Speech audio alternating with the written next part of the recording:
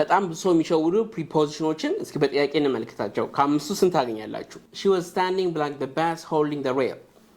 A on, B at, C to and D by. አሁን ባስ ነው የሚለው አይደለ? እነዚህ ነገሮች እንዳሸውራችሁ አሪፍ መፍትሄ ልንገራችሁ። ላይክ አብዛኛውን ጊዜ ይሰራል ማለት ነው። ኦንን የምትጠቀሙት ወይ ደግሞ እነዚህ ባስ ምናምን የመሳሰሉ ነገሮች መቼ መሰላችሁ? ውስጥ ልትቆሙበት ከቻላችሁ ኦን ነው የምትሉት። ለምሳሌ ባስ መቆም ትችላላችሁ። አሁን the bus ትላላችሁ።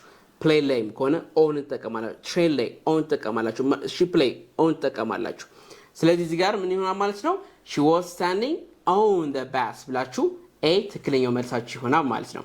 እስኪ ቀጣዩን እንመልከት ደግሞ ከናንተ ጋር። she put the keys blank the drawer.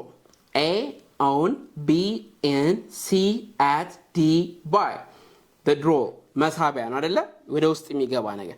ስለዚህ ምን የሆነ ቦታ መሰላችሁ? enclosed የሆነ ቦታ enclosed space ላይ ምን ነው የምትጠቀሙት?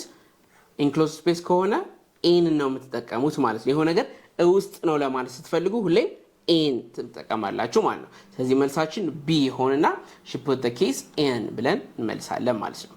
next one, the cat is hiding blank the sofa. A on, B under, C above and D next. sofa on the sofa ነው hide የምትደበቀው ወይስ under the sofa ነው ወይስ above the sofa ነው or next the sofa? ከስር ነው አይደል ተደበቀች ማለት ከስር ለማለት ስትፈልጉ under የሚለውን ተጠቀማላችሁ ማለት ነው። ስለዚህ the cat is hiding under the sofa ብላችሁ ትመልሳላችሁ ማለት ነው። next one, he arrived blank the airport at 6 p.m. A in, B to, C on and D at. which one is the right one? all right, so specific